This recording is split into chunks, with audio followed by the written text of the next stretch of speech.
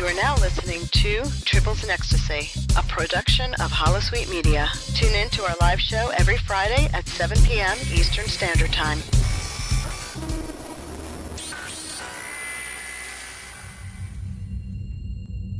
This is Admiral James T. Kirk of Federation Starship Enterprise. Your presence here is an act of war. You have 2 minutes to surrender your crew and your vessel, or we will destroy you. Admiral Kirk, this is your opponent speaking. Do not lecture me on treaty violations, as this broadcast is intended for mature audiences.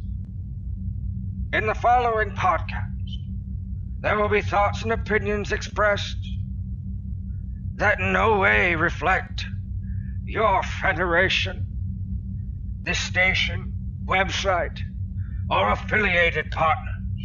Who is this? How dare you? Who I am is not important. Listener discretion is. Klingon bastard.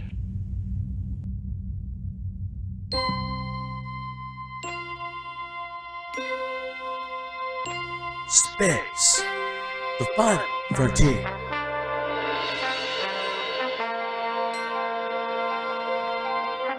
These are the voyages of Starship Tribbles.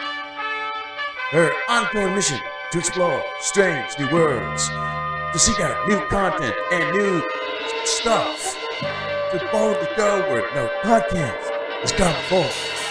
Another night of Tribbles and Ecstasy. Hey, hey, hey, hey! Hey, hey, hey, hey! Hello and welcome to episode 162 of Tribbles and Ecstasy. I'm your host Midnight Shadow, and with me today we have Skipper. Hello, everyone. We have Woody. G'day, everyone. We have Dr. Trekkie. Hello. And we have a guest, Kenny Smith from Star Trek First Frontier. Hello and welcome to the show. Hello, it's great to be here. You won me over with the Star Trek animated series music. It got my heart instantly going. I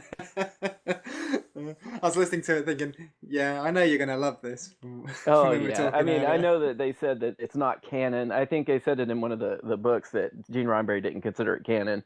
But as far as I'm concerned, when you have the original voices, the original writers, and the only thing different is that it's animated instead of live action. That's the only difference. But everything else was such good quality. I love it. I think they're better than some of the live action that came after It's it. canon. It's canon enough. That's what I know. We just have to go ahead and accept it. I think Paramount needs to. It's canon. I love the animated series. Now, talking about TOS and TAS, you want to tell us about yourself? Because I'll start out.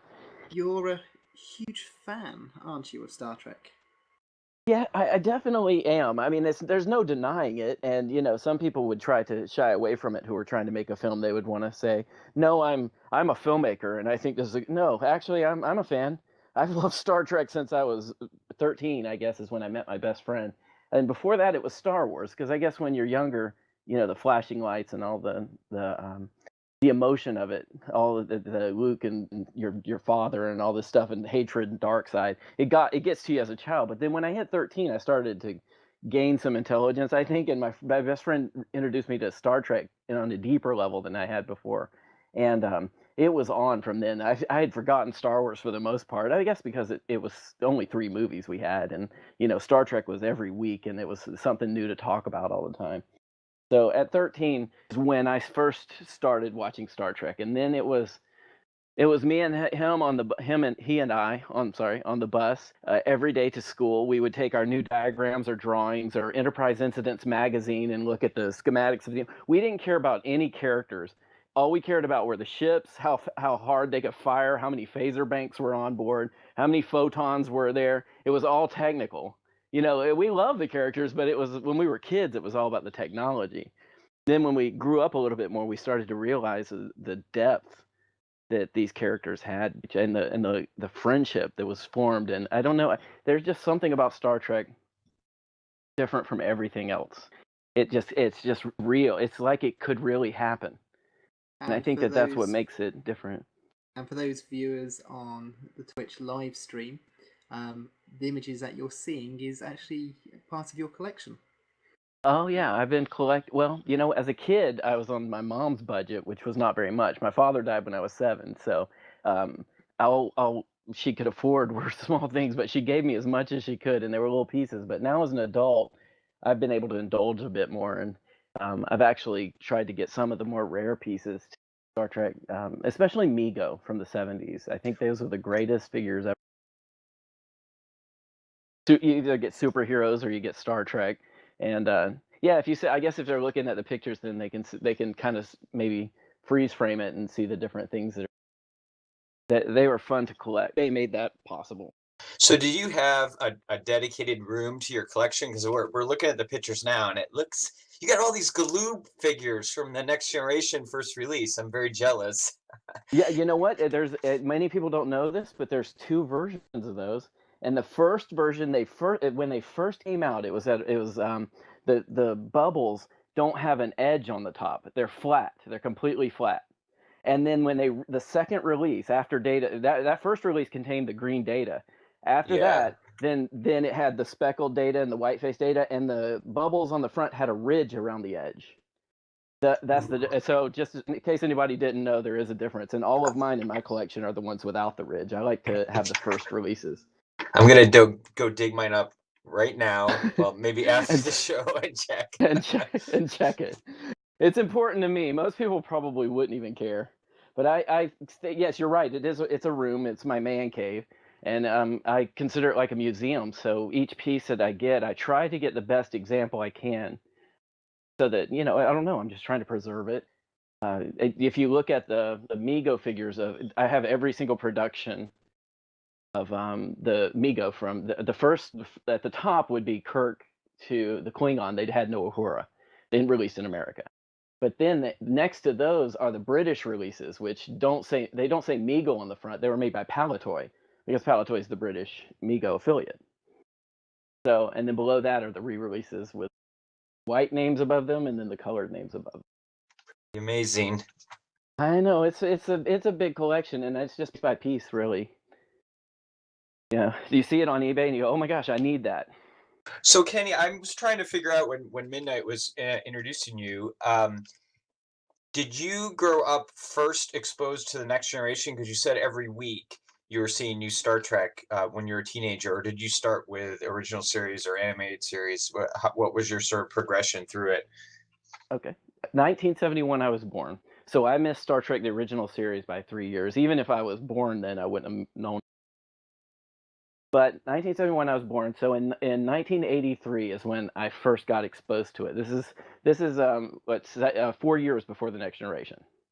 So it wasn't every week that point. It was every day. They in syndication, it would be 5 o'clock every day on our local affiliate, Channel 44. They chose Star Trek, and I would sit there and I'd make sure I was there because we didn't have the internet. So I wanted to know the titles to every episode in order. So I'd make sure I was there. I'd write down the name of the episode, and then I'd have a list of all the episodes that aired. Just to make my own list. You've got a lot of young children just saying, "There's a time before the internet." What? Yeah, I know, man. I'm telling you, with the things I could have done with the internet when I was 13. I mean, non-porn related. This is a family show. Be careful. I know. I'm talking legit stuff. I mean, the knowledge is everywhere. There's no excuse to be ignorant in the world anymore because everything's on your phone. So Kenny, what was the first episode that you saw? And it sounds like your friend introduced you, so maybe you watched it with that person. But do you remember the first original series episode you watched? Okay, you know what? I can go back further than 1983, and my earliest memory of Star Trek was while my dad was still alive. I was 5 years old. We were watching it on a television in my living room, and I was looking at it. It was Arena with the Gorn, and I remember my aunt was with us, and she was sitting next to me, and she said, "Oh, look, he's going to throw that paper mache rock," and we all laughed. And this is before, pre-love of Star Trek. This is just a show on TV at this point that I kind of thought was kind of pretty, because there are a lot of lights on Star Trek, a lot of colorful lights. So That was the first episode. That's my first memory of Star Trek. That That's very episode cool. that day. It's I'm very lucky I cool. have that memory. Yeah.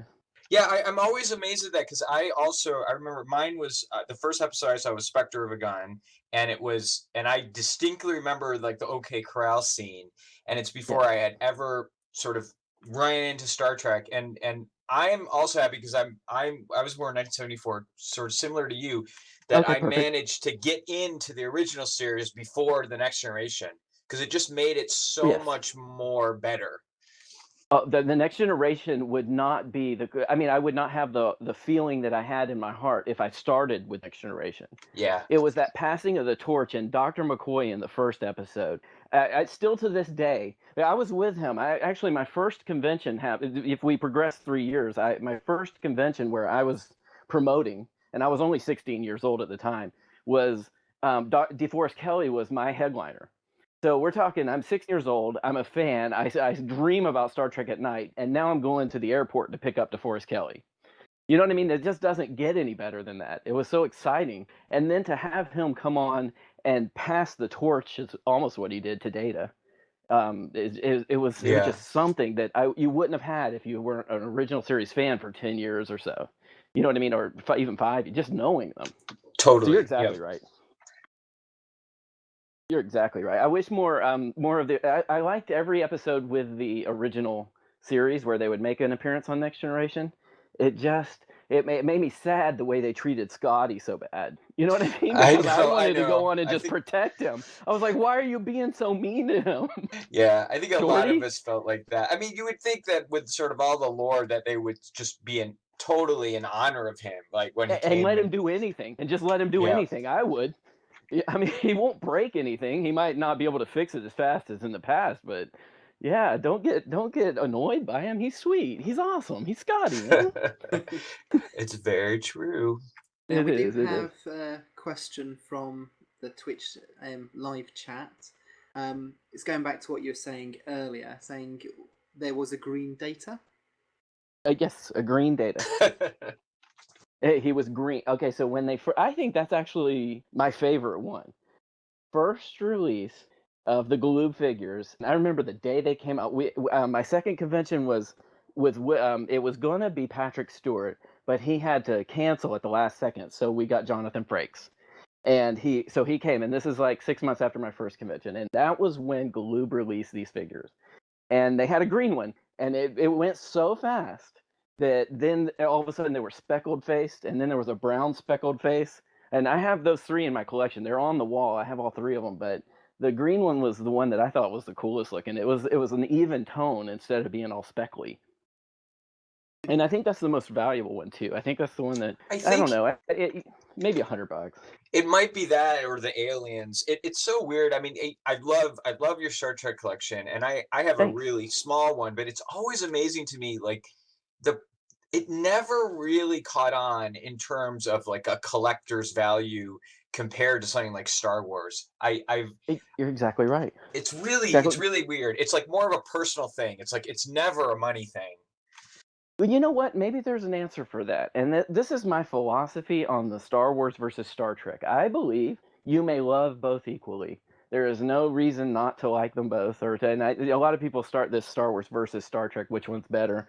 And they're both so incredibly different, except that they're set in space, that you can love them both equally. It's like having 2 children. Who cares? One's this way and one's that way. You know what I mean? But Star Trek is logic. Star Trek makes sense. Everything 2 + 2 = 4 every single time. Star Wars is all emotion. It's all, like I was saying before, it's the dark side of the Force. Follow your hatred. Han loves Leia. There's a lot of love, and it's a lot of emotion going on. But it's perfectly formulated to be awesome. So Star Wars is great. Star Trek, whenever, is all logic. It's military. You know, they are here to do a job. This is the job that must be done. You must follow the Prime Directive. It's you must. There's no oh, my heart is into it. And whenever they do go against it a little bit, that's when you feel it. You know what I mean? And but they're doing it for a reason, even when they do. If Kirk has to go against the Prime Directive, which I think he would never do, it'd be tough for him. He would have a great reason. It wouldn't just be nonchalant. You know what I mean? So Star Trek is just, I think that the collectibles on that in that sense. Kids really, little kids weren't. They would watch Star Trek like they would watch Lost in Space because they don't have the brain, yet to figure it all out. But Star Wars was like intense emotion, even for kids. And so they wanted every figure and they wanted to recreate the whole thing. And Star Trek just is more of a I think Star Trek's a love affair and Star Wars is a one night stand. Oh, I think we're gonna get hate mail, and that could be all No, directed no, to no, no. Midnight They're Shadow. they're both brilliant.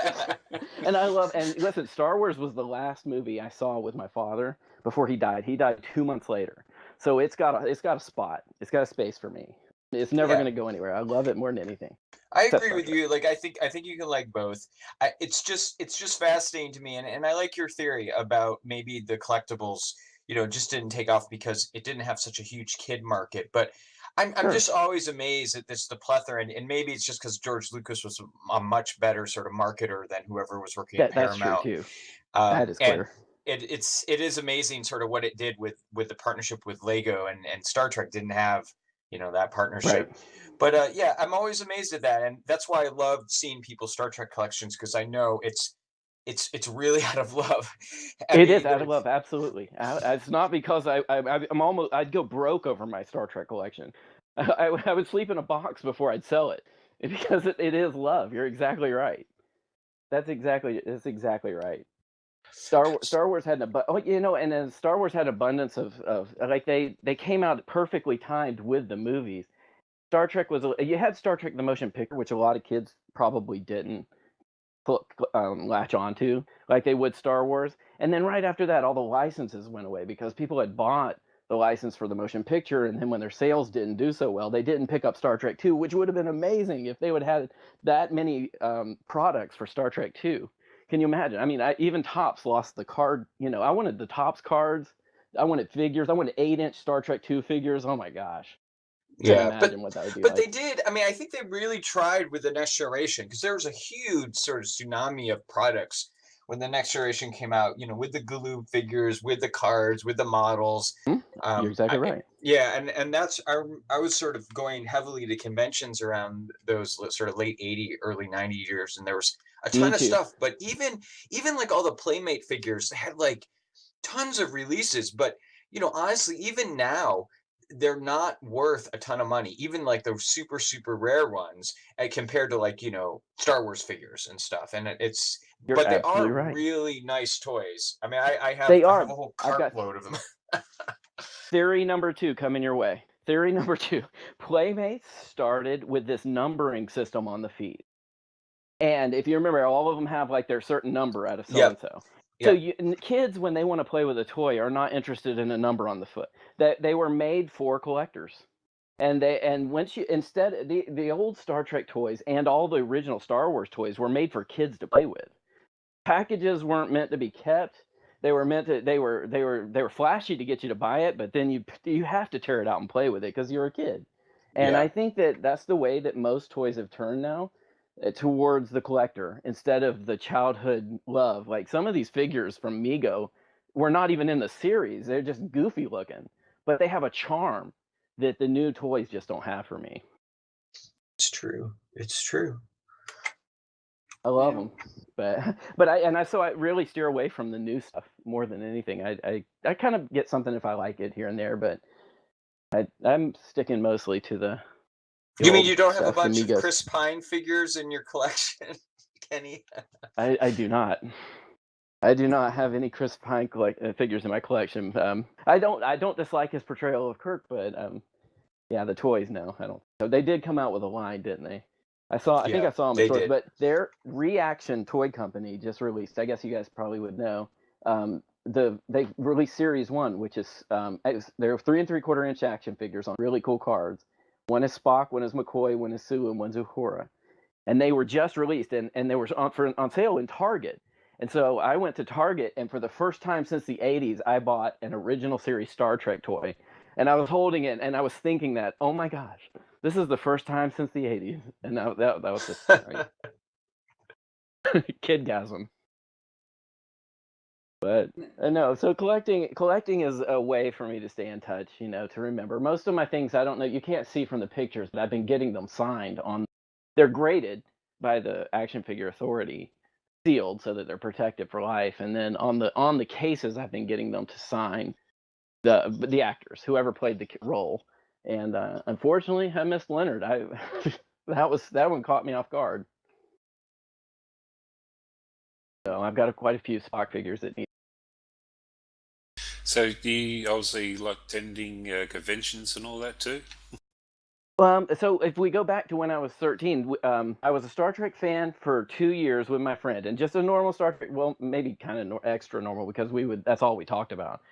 But then we would watch it on TV, and we would try to bootleg HBO because we couldn't afford it, and it had the wavy lines, but it didn't matter because it was Star Trek 2 and we could still hear it. Anything to watch Star Trek until I hit 15, or I think it was 16, and there was a Star Trek cruise, and this is the very first Star Trek cruise ever in 1987. My friend, I didn't know anything about the promoters of it at the time, and so my mom, she dug deep because she was working 2 jobs, but she knew how bad that my brother and I wanted to go, and so she got us 3 tickets, and we went on the cruise, and it was. Forrest Kelly was the main one, but we had Jimmy Doohan and Nichelle, Grace Lee Whitney. It was David Gerald.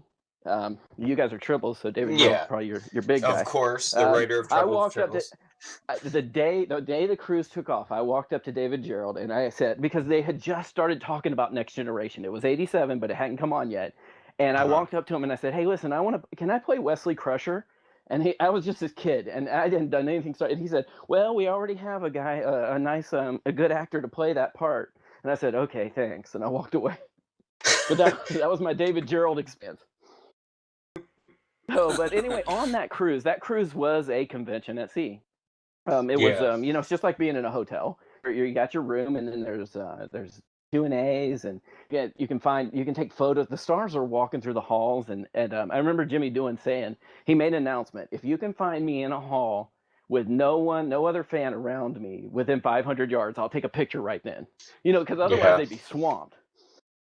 So, but during that cruise, I met Joe Motes, who did land-based Star Trek conventions for 30 years, and we became friends. So he let me go behind the scenes, and it was not long on that cruise where Jimmy Doohan, he had just had his children. He had like 10-year-old children and stuff, and I was hanging with them, trying to keep them in a certain spot for him. And then George Takei was there with his mother, and she couldn't go with him to everything he did. So I would sit with her and keep her company, and I was really building a relationship that I didn't realize, that this is more than Star Trek. This is, you're entrusted with watching his mom. You know what I mean? And so it was after the convention, Joe and I became friends, and that's when I became his partner in land-based Star Trek conventions, and that was when 1988 with DeForest Kelly, and we did 2 of them before I joined. I got out of school and I joined the Army right not too long after that. And so I had to leave for a little while, but Star Trek conventions, I've probably been to hundreds. Most of them were ours. They're called Volcon in Florida. And since then, though, it's been convention. I've gone to almost all the conventions. And then I started my own convention company with Joe, but not for Star Trek, because they were still doing Star Trek, and I didn't want to step on his toes. So we started with the $6 Million Man and the Bionic Woman. Oh, really? And that's awesome. Did you ever have Kenneth Johnson at any of your conventions? Kenneth Johnson was at my first convention. Oh, I'm so jealous. Once I had Lindsay Wagner signed on.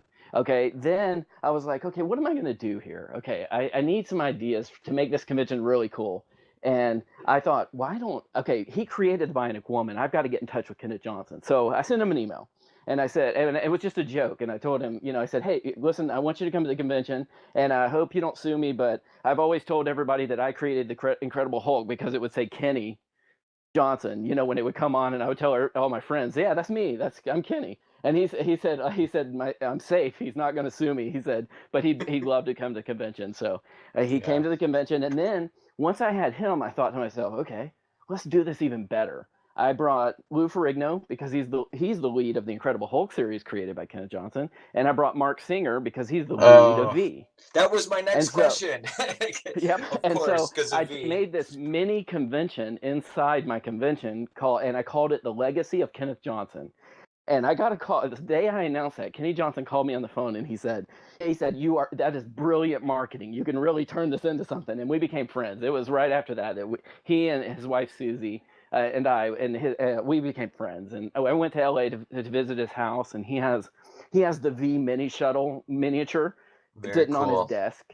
Oh, he has so many of the props. I know it was like being in Wonderland, hanging out with him. And he actually still teaches a course at UCLA for filmmaking. So I took it and passed, got through it all, just because I believe, I know we're going to get into the film and filmmaking soon, that I believe that if the story is good, it's one that can be taken out of Star Trek and placed in any setting and it'd still be good.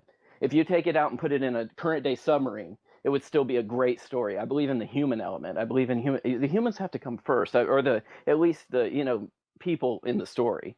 And the technology is great, and I still love it, but it should back them up. And that's what makes a good science fiction story, I think. But he taught me that, among other things, on how to film and how not to mess up your movies. Yeah, so obviously you've moved on from doing conventions and stuff like that now. No, I'm still doing it. I did that Okay. while I was doing conventions. So I did the $6 Million Man. I had Lindsay Wagner. It was a barely a success. I was new at promoting. The fandom is old, but anybody who is a fan of something, they're intent. They love it, but the numbers just weren't there. So, but I still didn't know what else to do. And Joe decided he didn't want to do the conventions with me anymore. So I decided to do them on my own. And so I did the second one 1 year later in Los Angeles with Lee Majors. And I didn't see a profit at that one. So I thought to myself, okay, look, if I'm going to do conventions anymore, what I need to do is I need to do current day movies, television. I can't do the old series, because those fandoms start, either the ones that are there, but they start to fade and they can't pull new people in. So so I changed the name of the company from Bionicon to Icon, EYECON, and then because I couldn't use Bionicon, it was too specific to $6 Million Man. And then I did Supernatural, it's currently running on the CW. Supernatural with Jared Padalecki was my headliner, and it did so well that's what pulled me in. And one of the main reasons I started to do the conventions was because I wanted to be a filmmaker. And if you go to Hollywood and you just try to do things, if you try to go out there and get discovered as an actor or even a director, it's almost impossible. There's too many people looking for the same thing. There's too much competition. So what I did was I thought, you know what, start the conventions. I'll do the conventions. I know how to do them. I'll meet directors, I'll meet producers, I'll meet actors. I've worked with agencies just like the film sets do now. I call an agent to get a celebrity guest, and it's the same contract negotiations. So I figured the whole thing out, and now is time. I'm thinking to myself, okay, look, either I'm going to do the conventions for the rest of my life, or I'm going to start filmmaking. Where we're at. Ooh, that's the So we did perfect Twilight. segue to your You think so? kicks. It is. Yes, very good plan there. Yeah, that's how they talk. Kenny Johnson's teaching. I'm just kidding, but no, yeah, that's what it was. We did Twilight, and we did True Blood, and Vampire Diaries, and the originals, and all of them are super good, but nothing. And this is non-sci-fi. Nothing compares to what One Tree Hill did. I didn't watch it. This is not that kind of show. I know we're not going to go off topic here, but I'm just saying but that is where I now have the budget to add to whatever Kickstarter brings in, because now of its success, I'm able to do things that I wasn't able to do before. And so that's why we're here now with Star Trek First Frontier. So where did you first come up with the idea for Star Trek First Frontier? Is this a story that you've always thought about, or is this something that's sort of come quite recently? No, I think if I had to think back, I would think that the catalyst for this thought process of making my own Star Trek came from the fact that the Star Trek offices were the only ones in Hollywood that would accept a script and you didn't need an agent. So you could just write your script, you could send it in, and they would tell you if they accepted it or not. So it started me to thinking, okay, well, I'm going to write something it was Voyager at the time. So I wrote this really cool episode of Voyager. And it was an episode where the Voyager is being attacked by a drone, and they go into a cave and they run into an old Constitution class ship. And I thought, man, how cool would that be if it's like the Congo or so, just one of the sister ships that we've never even talked about. And so I wrote this script and I sent it in, never heard back. And I thought, well, and then it wasn't much longer. There were episodes and they did actually do some things where they went into caves. And I was like, man, I wonder, you never know, did they just take a couple of ideas or? Oh, But yeah, that's where they what found started. the Pegasus. Right. It was right after I wrote that and sent it in, and I thought, well, what can I do if it's not? I'm just happy to see something cool. You know what I mean? But it was really a deep episode, and I was going to have from that ship, they were going to find a doctor who would then help the medical doctor on occasion. You know what I mean? He would come on board because he wanted to get home too. You know what I mean? And so it would have like a real life doctor in addition to the holographic program doctor. But so that started me thinking, and then I thought, okay, I want to shoot my own film. Listen, this is the beginning of me even wanting to be a filmmaker. I was not very good at writing. I was a fan, and when you write as a fan, you're going to throw a lot of things in that most people won't understand right away. So I started to think along those lines, and then I came up with, this is about what? That was 1995, 96. So that has to be 20 years ago that I came up with that. It started Star Trek First Frontier, and that was the title from the first day.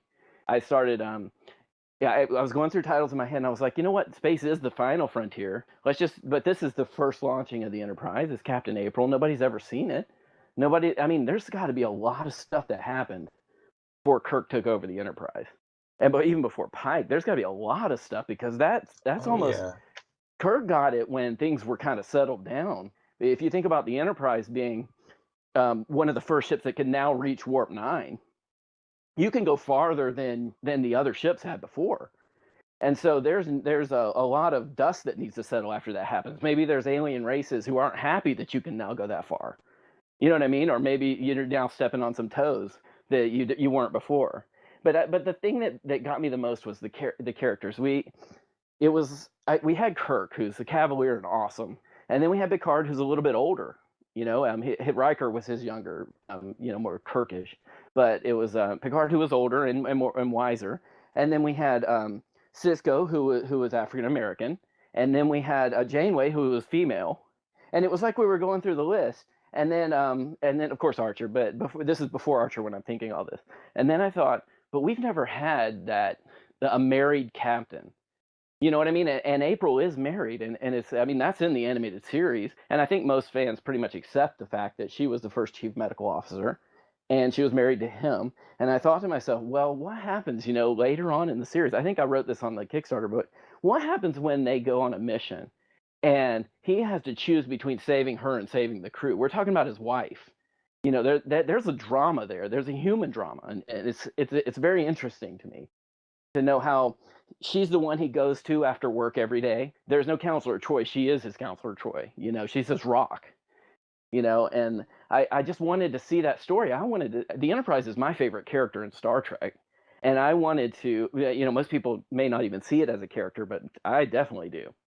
And we've seen the death of the Enterprise. We never saw the birth. So I just decided, you know what, I'm going to write this story. And I sat down, and this is, I guess, 20 years ago, and I wrote this hour-long thing. It was I guess it was more fan than it was writer of film. And I reread it recently, and I was like, oh my gosh. No, it would have not come off as well filmed as it did from my mind, trying, enjoying it, writing it. And so after the film schools and everything, I've kind of developed, I've learned a lot about, the human adventure and stuff and how to make it better. But at the time, it was simplistic, and it was a 1 hour. I was just going to be a 1-part episode, and it was going to end with the launching of the Starship Enterprise. Like it was the events leading up to, and then the Enterprise launching. And once I met my producer, and once I got through the conventions, and the conventions kind of took me away from it for a while. I didn't really think much about it. I just didn't. I was so busy with the other conventions that we do, and they're so often that I didn't think about it. But then I met a producer at one of my Vampire Diaries conventions, and he owns a studio in Atlanta, and Atlanta's pretty much Hollywood East. That's where they film everything now because of the tax break. So there's full production facilities. There's people that are looking for work, costume designers, film directors of photography. Everyone's there, and they're all looking for work all the time. And he came to me, and we became friends because his best friend was one of my guests he was a star on Vampire Diaries, and he was also in the recent Furious 7 movie as the helicopter pilot. We started talking about it. He said, so you're telling me that no one has done anything about this Captain April other than this Star Trek clip? And I said, no. He said, so you can do anything, really? I said, well, yeah, kind of. I mean, there are certain guidelines you have to follow, but for the most part, there's really nothing. And so he loved it, and he said, okay, well, the script you wrote, we need to rewrite. So I rewrote it 2 or 3 times, getting it deeper and deeper, and each time it is an improvement. I think we have 2 or 3 rewrites before we decide we're gonna have someone. He has someone who writes for Hollywood who's going to take it and doctor it up and make it perfect for a Hollywood script. And then I don't know that this can happen, but as a dream of mine, I would love to hire either Dorothy Fontana or David Gerald to take a look at it once we think it's done and add back that flavor from the original series. I'm not sure of the possibility of that. I've never even contacted them yet. I know they're friends on Facebook, but I would love their input because if anyone can make it feel right, it would be them. But I'm interested, Kenny. What about what's your view on the novels? Because April is definitely in the novels. I mean, offhand, I can think of one, Star Trek Best Destiny, which is sort of that period. Let me ask you a question. Are the novels considered canon, or are they? No, of course not. But right. I mean, there's definitely a lot of few people on this show, I won't name names, that read the novels. And I know Star Trek Best Destiny was one of sort of the big ones. But I want to say Diane Duane in the 90s. Yeah, and it was a hardcover one, and I have it around here somewhere. I meant to reread it recently, but it is that period of April sort of tutoring Kirk, and the whole sort of Pike transition as well. I have not read them. I've read many Star Trek novels, but there were so many, and to find time to read them all would have been. I couldn't have done it, and I haven't read that. So my question to you would be, as a fan, would you expect that to be included? Because I would be more than happy when we're doing our next 3 or 4 rewrites to go and read it. I feel like after I've read something, it's going to be in my brain, and I hate to take from somebody else. You know what I mean? Right now, I know it's all blank slate, but if you feel like that would be important, I would see. That's the thing. Star Trek fans know more than I do, and they would know that that's important. I think it's fine. I mean, I totally agree with you. Like sometimes when I read something or watch something, it's like I suddenly have a great idea that just happened to be from that program. So right, it jumps in on accident. I totally get it, and I think you should go farther before you read it. But I don't think I don't think people are gonna be picketing your premiere because of that. But it's interesting because you've got now, and one of the questions I was meaning to ask you once I knew you were going to be on the show. You've got a lot of these fan-produced series and movies coming out. And I'm interested in sort of how you're fitting into this story, because you have Star Trek Continues, which is sort of the continuation of the 5-year mission. We're all sort of very interested. Yeah, we're interested in seeing Star Trek Axanar, and you're sort of like you're right in the middle of that, and thinking about like the progression through that, and also like I'm just interested. Do you talk to these people? Have you ever gotten in touch with them? Are you thinking about maybe borrowing sets? Or I know there was some ideas of in your Kickstarter about sets you would use, but what kind of communications have you been having with them, and has there been any opportunity to talk with them? We have actually. We've sent we've sent our initial emails. The Kickstarter just started, and before that, we hadn't had much contact other than respect. We have full respect for them. Those are, to me, those are the people who have done their best and done a great job of carrying Star Trek on and keeping interest alive. There's absolute respect for them. And so when it came to our production, I decided that I wanted to set myself apart in a way that they weren't doing at the time. They may soon, I'm not sure, but I wanted to go back to you've read this on Kickstarter, the miniatures, because I just believe Yeah. that an 11-foot starship that's being filmed.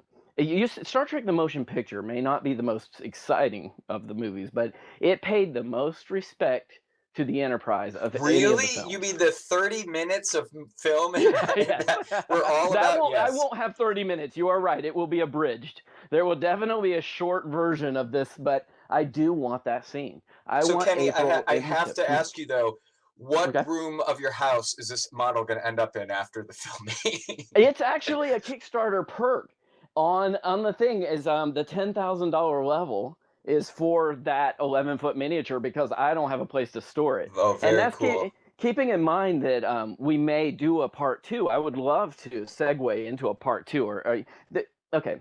Babylon 5. Any of you guys watched it? Did you ever watch Babylon 5? Yep. Seen some of it. Yep. Babylon 5 was it was the first. It came out the same time as Deep Space Nine, and it was the first story on television that had a 5-year story arc pre-written. He wrote the whole show before he started. So that gave him an advantage. In Star Trek, it was at the time, each episode was contained within that episode. It was a problem and it was solved. And then you'd have little pieces at the next one or the so-and-so. And finally, Deep Space Nine adopted the Babylon 5's, theory, and they started doing these arcs, which were awesome. I think that that's the best way to make film. I think that for television, I think story arcs like Game of Thrones. Every episode leads into the next one, which leads into the next one, which Yeah. you know what I mean. Yeah. And you get to fall in love with a series when that happens. So especially when it's week after week, you're watching it and you can't believe how awesome it is. You're falling in love. And during the week, now Netflix lets you watch movies back to back or TV series back to back. And you don't get that weekly longing for the next episode, which it creates a love affair that's just going to be gone, with instant gratification. But so I'm more of the Babylon 5 way of writing. I've got them in my mind. I've got this set of how it should work. It's perfect if Paramount decided. I believe that Star Trek should be a television series. Movies are fine, but it's one block of an adventure. And a television series gives you a week-to-week platform, the way it originally was. And so, in my mind, I had this idea that it's perfect. It's only a 5-year commitment for Robert April. You start out with the Enterprise launching, you go on his adventures for 5 seasons. If the fan base is there and if it's really going crazy, I think it would. Then you transition into the Pike era. You know what I mean? And then you've got another at least 5 seasons, and then if it's that good, you got another 5 with the same actors, and then you bring the Spock in. You know what I mean? And then you're back to where Kirk was. So it's like a 15-year perfection. If it's like perfectly balanced out. It makes sense, Kenny. But something we've talked about a lot on this show, and I'm interested Mm-hmm. to hear your opinion because of what you've Okay. chosen for this Kickstarter. Okay. What do you say to the critics that want Star Trek to stop looking backwards and actually start looking forward and just going far into the future again and being sort of that beacon for new technology and new things that we can't even imagine now and moving beyond everything we've seen in the series and movies? I mean, what do you think about that? Okay. That's kind of okay. That's an intricate tapestry.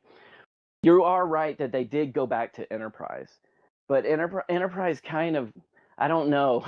I certainly don't want to hurt anyone or make anyone upset, but it just didn't have the flavor that I was used to. And I'm telling you, I'm the biggest Scott Bakula fan on earth, and so I watched it for him. But it was it seemed to me, and my continuity guy, the guy I go to, who friends forever, he agrees with me. A lot of continuity seemed to be broken.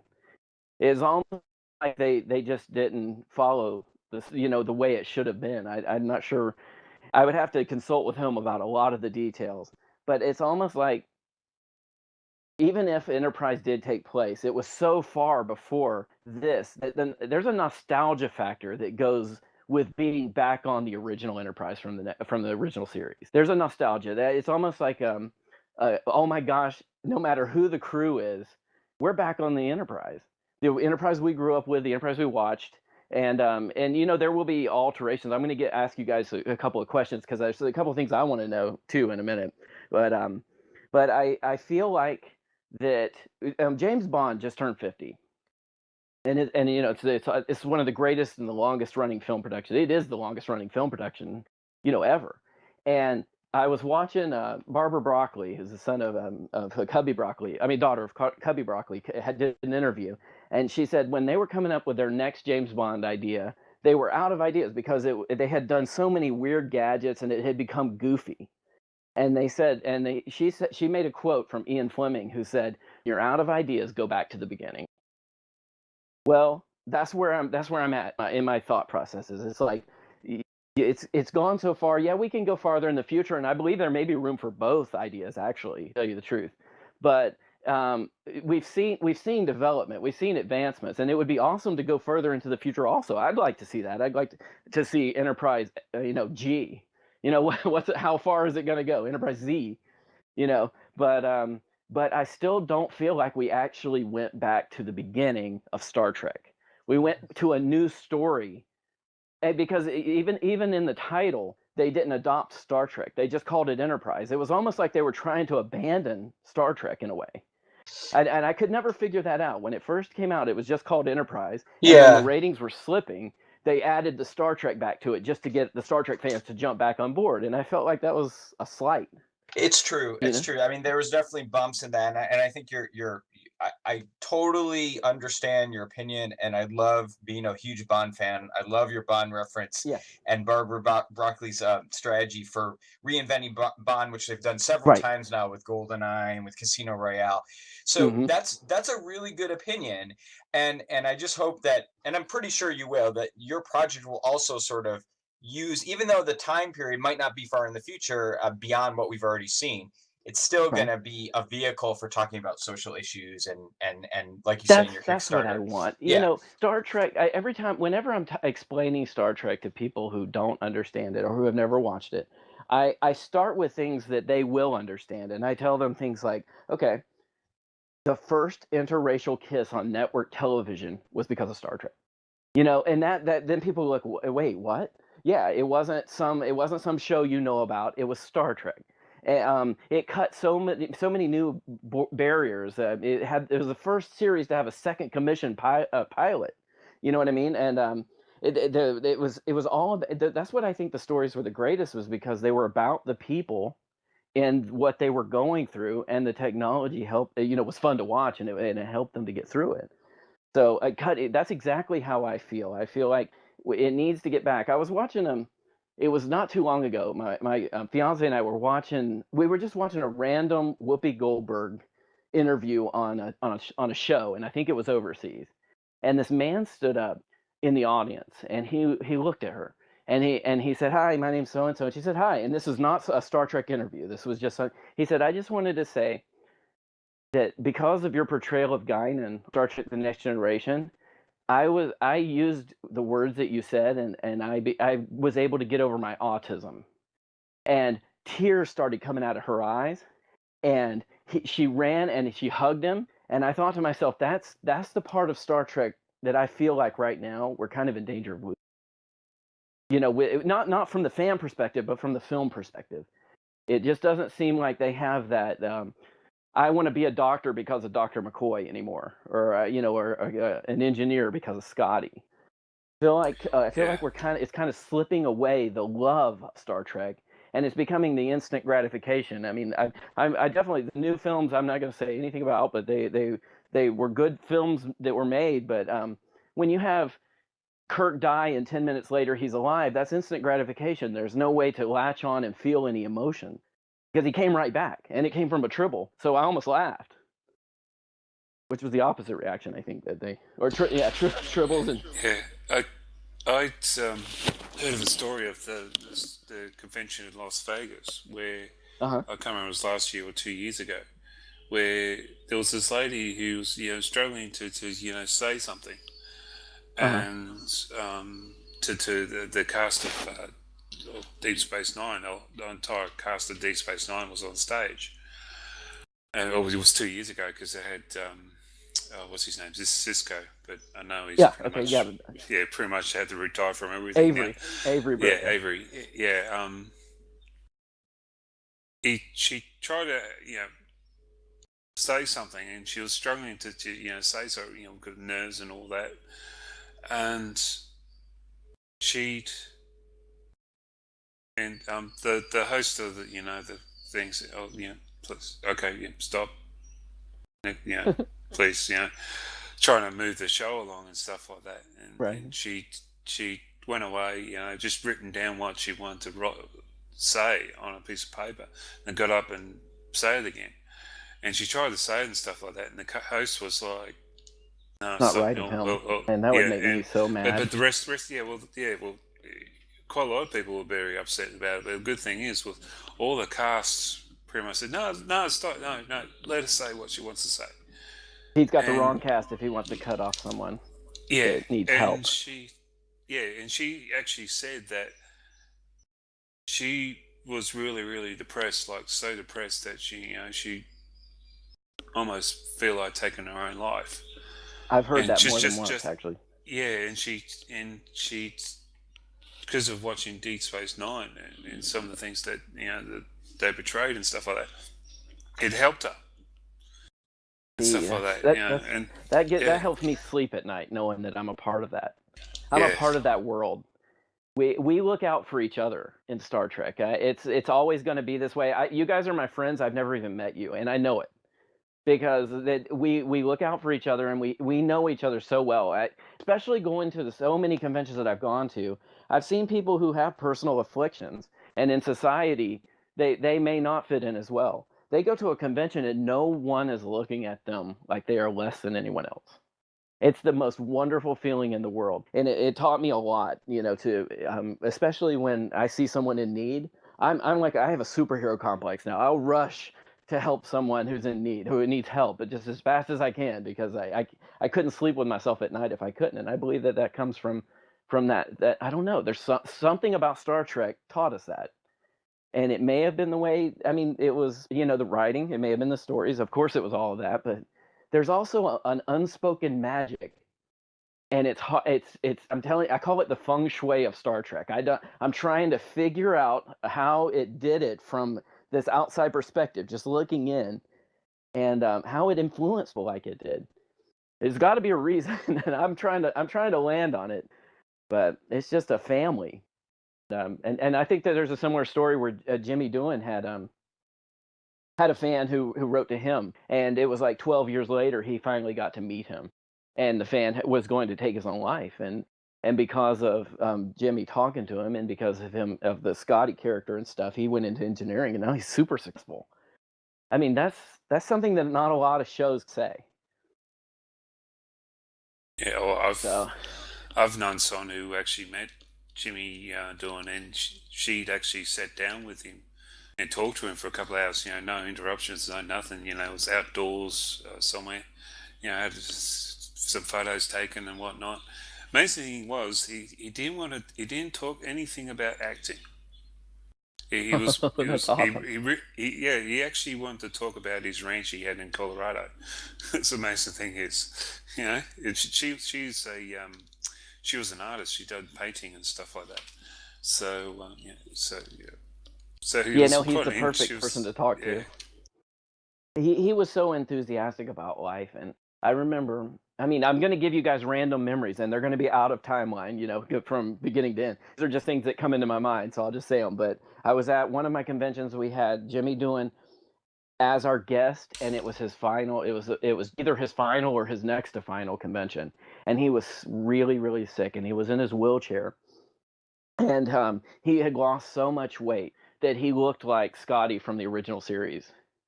But it broke my heart, because I in my heart I knew that we didn't have much longer with him, and we it was not a couple of months after that convention we had him sign some autographs for us, so we'd have them, and we donated the profits to the acting, to the actors, the people who have retired from acting and need help in Hollywood.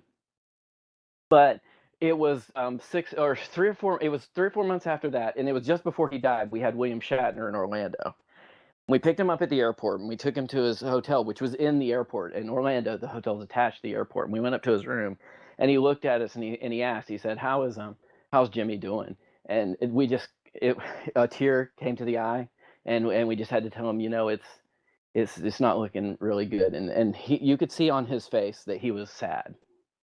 So, maybe the Leonard Nimoy funeral thing, I have a theory on that too. I think that maybe he just couldn't go. You know what I mean? Maybe it was just too much for him. I mean, you're almost facing your own mortality. It's hard to say goodbye to your longest friends. I don't know. I don't know. I don't hold it against him though that he didn't make it to Leonard. But those are the little things that I've been able to witness, and I'm happy to have been part of. Especially D. Kelly. I mean, he's 16 years old. They never had children. Dee and Carolyn never had children. They just had a big turtle named Myrtle that they had for like 50 years. And so when they met me and I was doing so much that normal 16-year-olds didn't do when it came to conventions, they said, we're going to adopt you as our child, just as a joke. And I was like, man, I lived on that for like 2 years. Yeah, they adopted me. So they were really, these are really good people. And if you guys don't know, when Dr. McCoy's middle name is Horatio, by the way. He told me that. He said, actually, I have it on video, him saying it. He mentions Leonard H. in Star Trek 3, but I don't think they ever made it canon. But I believe that Gene had the original idea for it to be Horatio because of Horatio Hornblower. So there's a little trivia for you if you don't know. That's really interesting because that whole sort of Navy thing that started with Star Trek 2 really came from Nicholas Meyer. Yes, it did. Not really Gene. But you're right. I think Gene wanted to steer away from it. It's fascinating to me. I never knew what the H was for, and I was gonna say all the people you're talking about. So Jimmy Doohan, DeForest, all these people.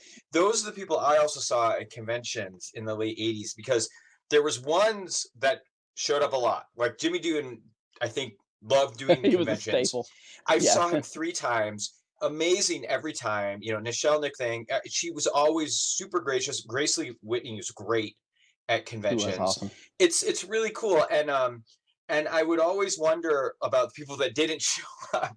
I remember when I went to a convention once and I saw Colomini, who of course plays Miles O'Brien, and it was his first convention. Was sort of the rumor going around. He was in for a shock. He was like smoking like a chimney. He was so nervous.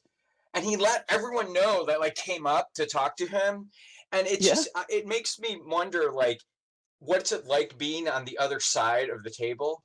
And especially when you start doing them, what kind of feelings it must be like for the new cast, like, Next Generation, Deep Space Nine, as we went on.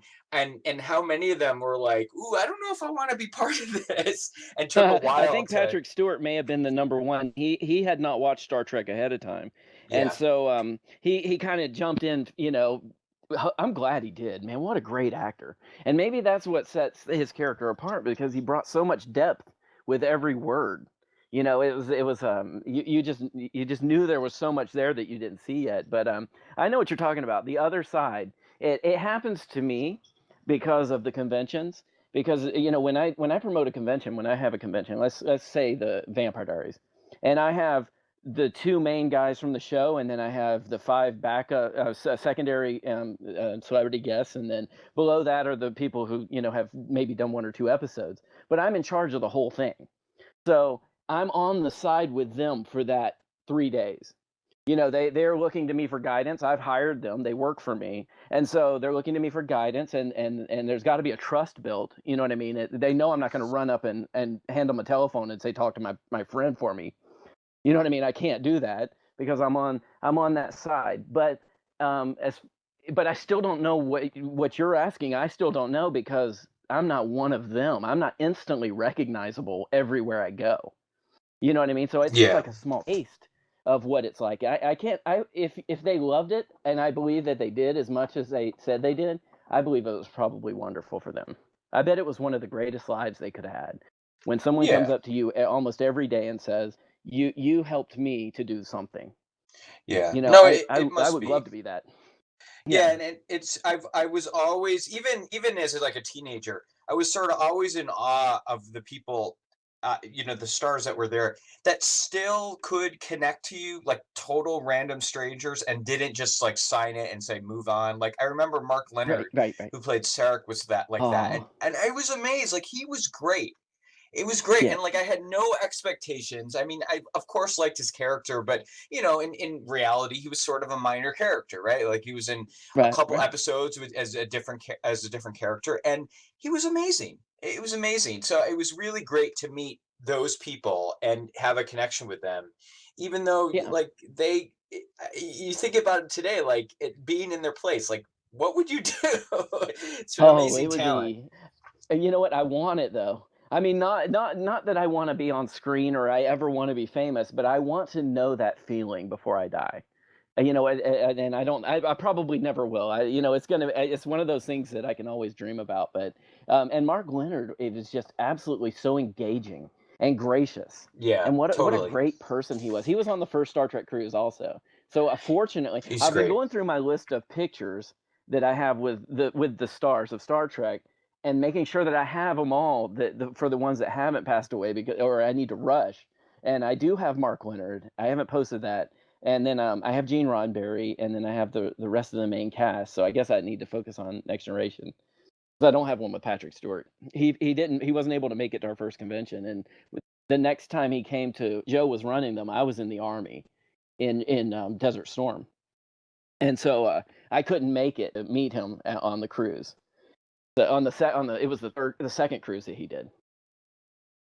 Oh, So, you but still I have time. I'm sure you'll yeah. meet him one day. I know, I know. I'm gonna have to because he's absolutely one of the. I think he's one of the hearts of Star Trek. Even though it's Next Generation and it came after the original series, that there's so much. The writers in the first season, especially, were the original Star Trek writers, and a lot of those stories. I mean, you guys probably know, but maybe some don't. Were stories taken from Phase Two, and Yep. stories taken. Stories that were actually taken. I was looking on Memory Alpha, I guess is the wiki for Star Trek, and I was looking on there, and there was a page called "This Is Star Trek," and that is the first treatment that Gene Roddenberry ever wrote for Star Trek with Captain April at the helm. He was Robert M. April. I don't know what M stood for. It didn't say, and it has about 20 or 30 stories with titles, episodes, and you can see what he planned to do in each of those episodes. And I thought, well, you know what? Maybe we won't do them all, but if First Frontier takes off, and if we can keep going, maybe we do pay tribute to one of those stories, one of the better ones, and actually see it realized. And we won't have him to guide us, but if we do our best and we really try our hardest, I think that we can get close to his vision. I mean, he was a magic vision. He was certainly a magician with television. But that's Now, that's what I'd like to do, eventually. So the film means a lot to me. This is I feel like I've been gearing up towards it my entire life. I know Star Trek better than I know anything else. That's for sure. But I also want to be true to everyone else. I don't want to be selfish and just make it something that I would like. I want everyone to feel included, and there are fans of every incarnation of Star Trek. So it's almost like walking in a minefield because it's really difficult to know those aspects which will play a good role, and also continuity to me is the backbone of a film. Yeah, and I believe that when you break continuity, it just throws everything off. So I don't know. You guys ever see Aliens, James Cameron? What's that about, Kenny? Hey, listen, Aliens. James Cameron is the brilliant. He does continuity better than anybody. So when they first catch her on the ship, they first find Ripley on the ship, and the doors open. Even the harpoon gun that she used to shoot him is still on the ground. The markings, the letterings, everything is in perfect position from Yeah. the ending of Alien. And that just and he didn't explain that. He didn't have somebody go, "Oh, there's the harpoon gun." You just have to see it. It's so small and in the darkness, but it's I there. I read a recent article about him pitching the idea of that movie to studio Uh-huh. executives, and all he did was he wrote the word alien on a whiteboard or a chalkboard, and then he added the S, but he made it a dollar sign, and they're like, "We love it." So what we should do is our Star Trek should be start with a dollar sign S, and Exactly. then we're there. We're done. That's Yep. We don't even need the good ideas. Money sign Trek. Yep. Totally. On the discussion of Follow dollars, James Cameron. Your Yeah. goal for your Kickstarter is 130,000. Yeah, that was set by my producer. He feels like we can make it with that, because it does seem low actually for a film, especially one of this magnitude that needs, in my opinion, to look like I want it to look like Star Trek 2.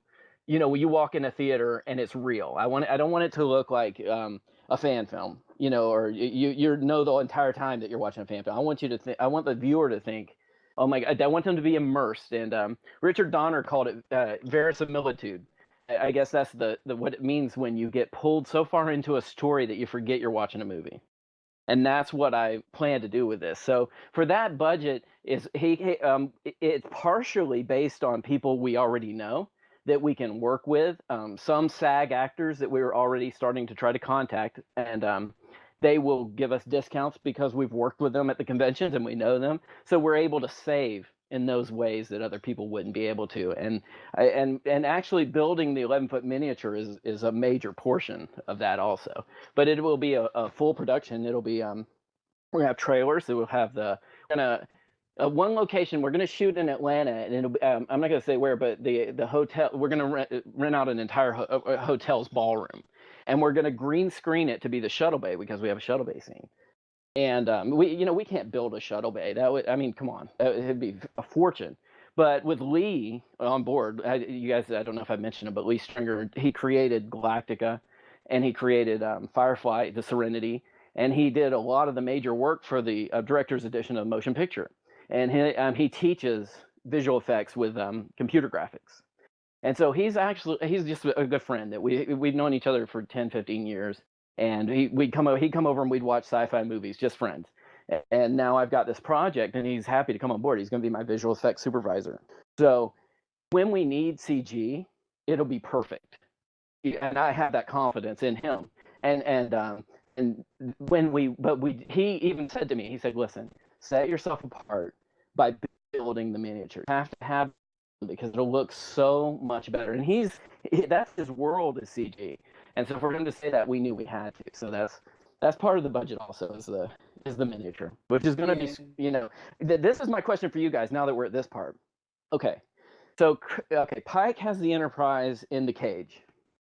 Kirk takes the Enterprise after that, and there's slight alterations, but then immediately it changes into the new Enterprise. It's obviously gone through a refit. Then the Bussard collector caps are off with the spikes. Now there's spinny lights. So if we start at Pike and go backwards, I'm thinking of this. I'm calling it backwards imagining. How wouldn't it be different? Even 10 years earlier, wouldn't there be other changes, or it wouldn't look exactly like the cage version? There would be other changes, maybe in uniforms. You know what I mean? Because 10 years is a long time in Starfleet. Clearly, from Pike to Kirk, they went through some major changes, and that's only a 5-year difference. So I'm trying to take into account, because I can't just take the pilot Enterprise, and say, okay, this is the one, because it would have gone through something in between that time. I think you could, yeah. I think you could do something. I mean, just for your own sanity, Kenny, like I would keep the uniforms as is. But I think you can tweak the model slightly with maybe just some like labeling or some logos on or icons, or maybe, tweak the nacelles a little bit. But yeah, the uniforms always seems to be like the age-old way to tell exactly where you are in the Trek timeline immediately. Absolutely. And we're obviously going back to the gold is command and red is engineering. Well, no, but you're going to have to go back because in Cage, it's all gold, right? Like everyone's got the sweater things. So that's true. Yeah. Yeah, reverse imagining. We have to go backwards with our imaginations. And I do see it as a little bit dirtier than Kirk's time. Maybe there are deaths every now and then that are important. Now, I'm not a Game of Thrones type of guy. I'm not going to kill the captain episode 3, but it's more of a maybe you have to have a sense of mortality, that somebody can be lost, or else most people say, well, they're a main star, they won't die, no matter what. More happens, transporter accidents. I know. And if you don't convince them that they can lose somebody, and that is actually an element that's going into this first film. It's I want them to connect with one of the characters, and I'm not going to say he dies, but there is an emotional attachment that I want to create, and then take that away. You know what I mean? And see and get that that urge. It's a sadness. If the Green Mile, when you walk out of the theater, that's science fiction. He's got when you walk out of the theater, you are sad. But and Star Trek 2, when you walk out of the theater, you're sad, but you're hopeful. And I just believe that emotion at the end of a film is the one I'm going for. That, oh my gosh, I hate that this is over. I want to see a second one. Oh my gosh, I can't believe what happened. But oh my gosh, it was so good. You know what I mean? That's what I'm going for. It's like this little timeline in my head for while I'm writing. On the topic of timelines, you've said that you're aiming for a September 2016 release. Yeah, it's September 8th, which would be the 50th of 2000. Oh, you meant 2016. Okay, gotcha. Yeah. Now, 2016. With everything that's got to be done, because you've already said that there's at least a couple of rewrites that have got to be done. There's the filming, so all the pre-production stuff and post-production, because you've said there's CGI as well. Do you think you're actually going to get all that done in time? The hardest part is post-production. We've already moved pretty much well into the pre-production of it, and I have an idea. It's almost like the Kickstarter is the door that needs to open, and then my producer is waiting right now to see if it gets to that level that it needs to be before he has a full team ready to go, but that are not committed until we know we can afford the budget. And they're ready to go. So pre-production will not take long. People have asked over and over, are you going to use pre-existing sets? I think we have to. I know in South Georgia there's a warehouse the guy had built, and it has the bridge, and it has, I think, sick bay, and I think he was either adding a transporter room or he already had it. And even though they're Kirk era, either we build a few props to put on, or we do it in post with CG. That makes it a lot easier. So shooting should only take about a month once we're ready. So about 2 months of pre-production is all we need. 1 month of production, which we'll fly through it, because it's gonna the people we have are gonna be professionals. The actors are mostly gonna be SAG, but if someone's good enough and they're non-SAG, we found a way to get a waiver on that, so we can go to the people that we know from the conventions, and we've already approached, and there's a lot of interest. Everybody likes Star Trek, in some level. They love it, and they don't want to miss out on it, being a part of something. So, and then it's all post-production, and it's scoring, and then editing first, of course, and then the sound effects, and picking out a score. I don't want to give it away, but I have an idea for the score that I want to use, and it's going to tap in, really. It's going to tap in well. I mean, my dream would be to get James Horner to come on. How much do I have to put in of my own money? I'll do it. James Horner, I want you to come and write I want my theme, okay? And if it happened, oh, that's a dream for me. But I know he can do it. I know that he can tap into that feeling. Music is the emotion of the movie. It tells you when to react. It tells you how to feel. And I feel like it's so important that I want somebody, that can do something like that. But there are a lot of good artists that are not as well known also, and so we'll go through and pick the best ones of those. But I think September 8th, 2016 is a very, very reasonable goal. I think we'll make it for sure. So, and we plan on having a trailer ready. We may shoot trailer elements first, so that we can get that ready for my February Star Trek convention. What I want to do, and then they have the Las Vegas convention. Creation does. In Las Vegas, and I would love to go there and promote. Maybe show the trailer there if we had it in time, but I'm not sure we would. But if we did, but I think we can make it. Yeah, it would be during while we'd be filming then. I think so. So, but yes, I do. I know we can make it in time. You probably have to and I'll keep the crew together. You probably have to do what the XNR and Continues had to do do a midnight screening at a separate theatre well away from the Rio suites.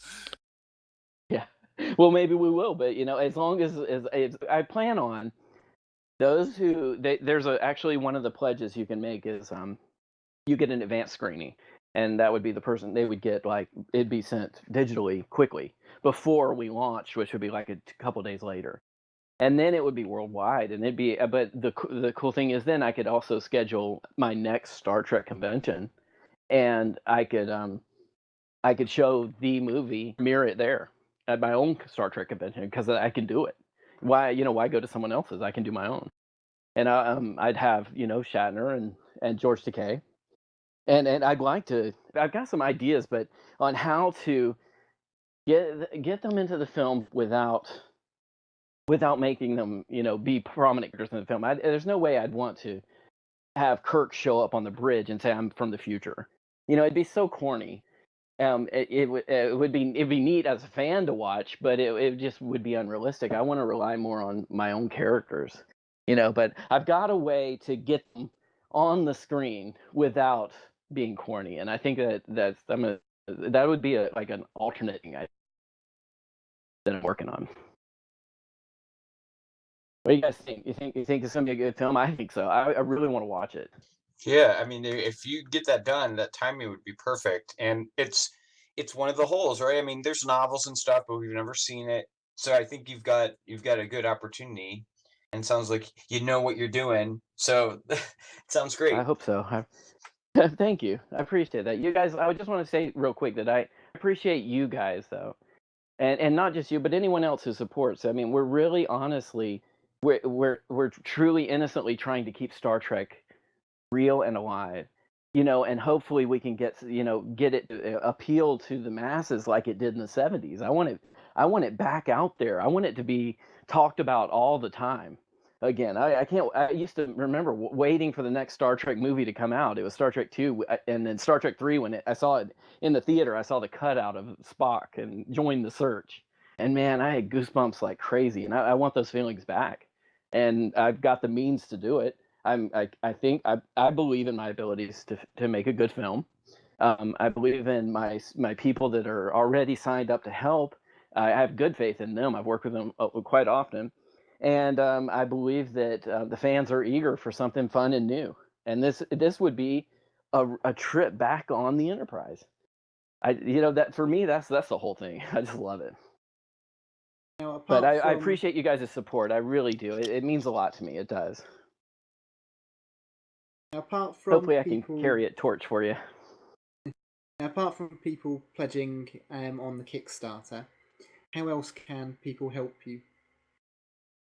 Well, I guess the Kickstarter is pretty much the deal right now. I've got my other support group are the people that I've met from the conventions that we've known for 30 years. So I've got people that I trust that are there for me when I need them. Anyone else who wants to help, I would say send any ideas if you want to. I'm open to looking at what people think, especially when it comes to what would make them enjoy what would help them to enjoy it better, what they would hope to see. What if there's an alien that you haven't seen before that you'd like to be a part of the bridge crew? I've already got in mind what I want to do. I don't want to have 8 aliens on the Enterprise. You know what I mean? I just want the one. Just because it's the beginning and everything, and I think that Gene Roddenberry said that you have to have an alien or else it's not Star Trek, and I think he's right. And it won't be Vulcan because that's just overused to me. But but I have some good ideas, so they can send their ideas, and once we get started, I mean, just send me a smile and an email saying keep up the good work, and that's enough for me. That'll keep me working. That'll give me the spirit to go. But I don't think anything's going to stop me. It's going to happen. And you guys are invited to the premiere. How can people get in contact with you? You can use my email address. It is KENNY at icon EYECONFLA. That's F as in Frank LA. So it's like iconflorida.com. EYECONFLA.com. Kenny at iconfla.com. That's my email address. They can send me emails. They can say, hey, we really appreciate you going on, or hey, you should stop right now. You suck. Anything they say is fine with me. I can take constructive criticism as good. I'm pretty thick-skinned after doing the conventions and stuff, and working with the agencies. That's the hardest part, I think, of it. But anything like that would be fun. They can get in contact with me if they want to look, and if anybody's looking to see, am I credible? Have I done anything that shows that I can make a business work? Then I invite them to look on YouTube at all you have to do is type in icon EYECON and then conventions, and you can see footage from all of our shows. You can go to the website and see, this is 10 years we've been doing it successfully, and it's only been growing. And so hopefully they'll get an idea that I'm someone that they maybe can trust. That I won't let them down. If this movie will look like a Star Trek movie, it'll feel like a Star Trek movie, and you'll be immersed in it. And if you're not, if I'm not, when I watch it, I'm going to re-edit it until it is. So I'm not going to release it crappy. I promise. Well, for all the listeners, the Kickstarter has 45 days to go. So if this is something you're interested in, please take a visit. As usual, the link will be in our show notes. So, yeah. Yeah, it's there for you. We need your help, for sure. I appreciate it. Well, thank you very much for joining us. You guys done with me? Oh, but wait, we have one more question. Yes, one more question. Bring it on. I'm from Australia, so you probably understand where I come with this question. Have you ever tried Vegemite? Okay, Vegemite is for sale at my local Target. Okay, and yes, I have. They have a section. It's not for me, but I like the Minute Work song that says Vegemite in it. You remember that one? Plus the Vegemite sandwich, yes. That's the Vegemite sandwich. That's the first introduction to Vegemite that I ever had. So I know what it is. I know what it tastes like. But I guess I'd need to live in Australia maybe. I'm sure there's some things here that just don't work for you guys. That was the last question you thought you'd be asked. You know what? But I handled it. That's the point. I handled it. You guys are awesome. Well, thank you All again right. for Well, I joining guess I'll get out of here then. You guys, if you have anything for me, let me know, and we'll do this again if you want to. Maybe next week or the week after. Yeah, we'd love to have you back on the show to give us updates as things go along, especially sort of approaching sort of production time. Okay, awesome. Well, it was nice to meet you guys. It really was. Thanks again for joining us. You're welcome. Thanks. Take care. Hey, live long and prosper. Yeah. Live long and prosper. Too. Bye-bye. Bye. Bye.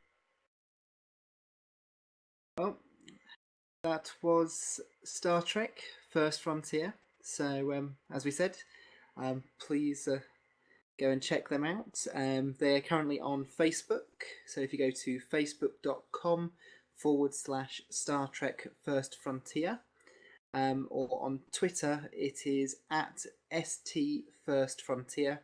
And in both instances, first is the word first, not one ST.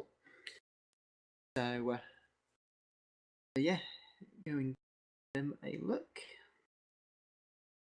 Now, Star Trek Online. We've had a few things come out this week. First of all, there is a costume sale.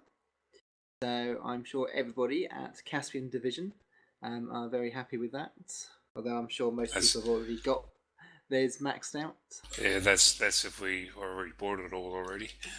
Yeah.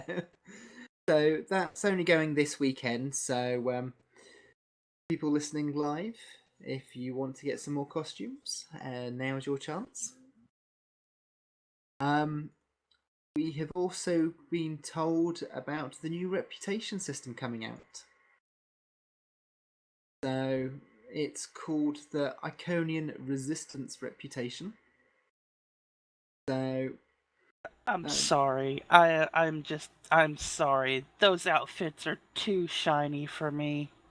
They look very Tron, don't they?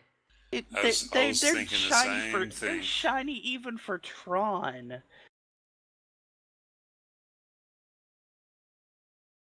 Yeah, I was thinking the same thing. It looks like they've been looking towards the Disney film Tron. Or was it Tron Legacy, the sequel, or whatever it's called? Yeah, but Tron looks better than this. They're not all multicolored, they're black. This is almost gaudy looking. Yeah, it almost seems like if PWE's been influencing a bit too much again. Well, we already know that they don't have Yeah. influence. But Or have their piece. I know they. Well, we know before you start doing the show here at midnight that there is quite a lot of influence that goes on. Not only from CBS but also from PWE with certain things. So it just feels like there's just been too much influence from PWE, who's probably not exactly the full-on Trek fan like Gecko and all the guys that were cryptic. So I'm not sure. I think it's more they're just trying to make something different. And It's different, but different's not always a good thing. That's because I'm sure as heck not getting that outfit. I'm not buying that Reputation gear. Nope. yeah, if I do get it myself, I'm pretty much just going to be keeping the clothes over the top of it. The thing is I first looked at it and thought, no, and then the more I've looked at it, I don't know why, but it's slowly growing on me. It's infected you like a neural parasite. Kill him! Kill him now! Indeed. But yeah, there will be a 4-piece space set, which will be part of this reputation system.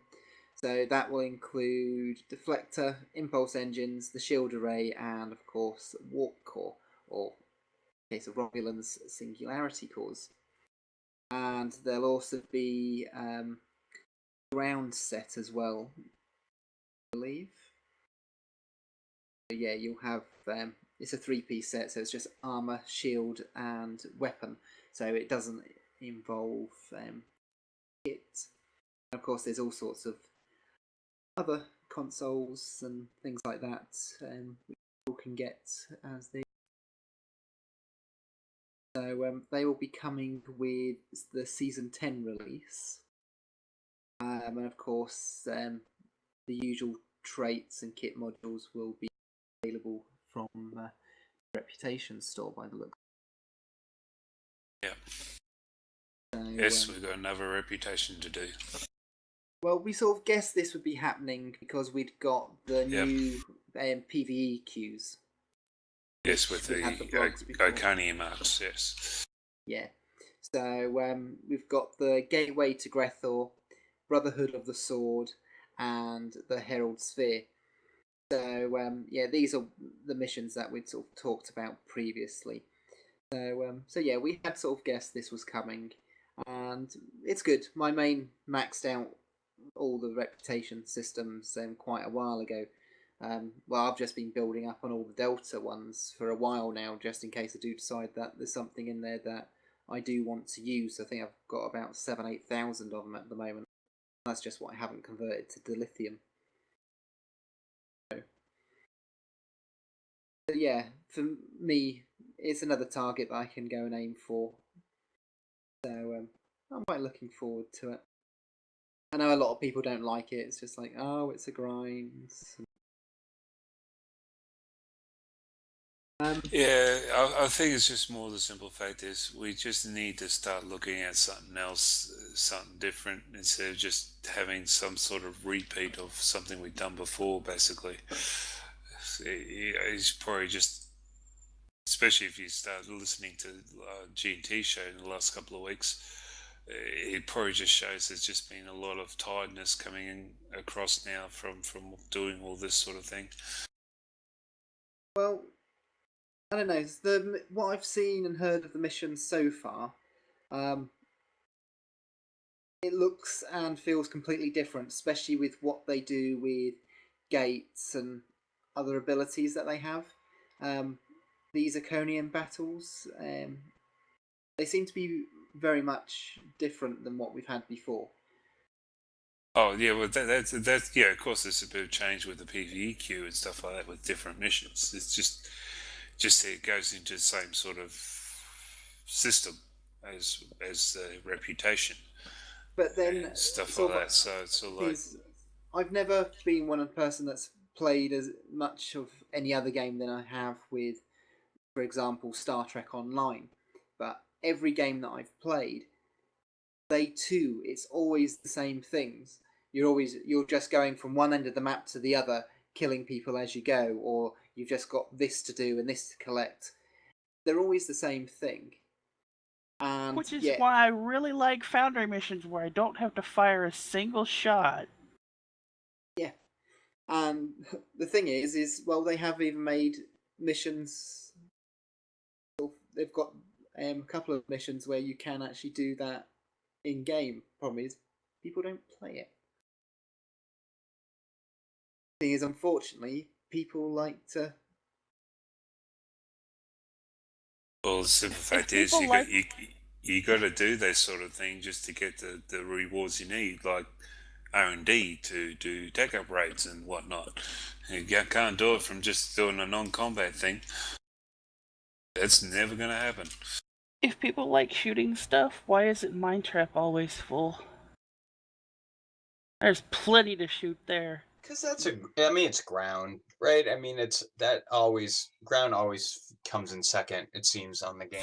That is actually one of the better ground Oh, missions. I'm not definitely. arguing with you. I'm just saying, in overall. It's like, why does nobody run this? Yeah, I feel like it's ground in general. so that's the last place I'd look.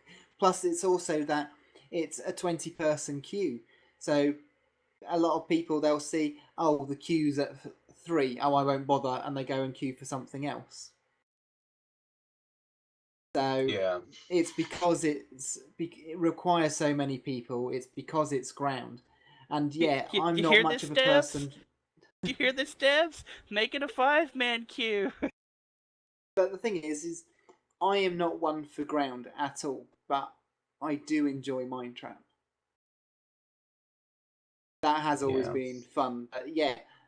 If I'm going to do a PvE queue, I don't even bother looking at the counter to see if it's one I could just quickly jump into at all.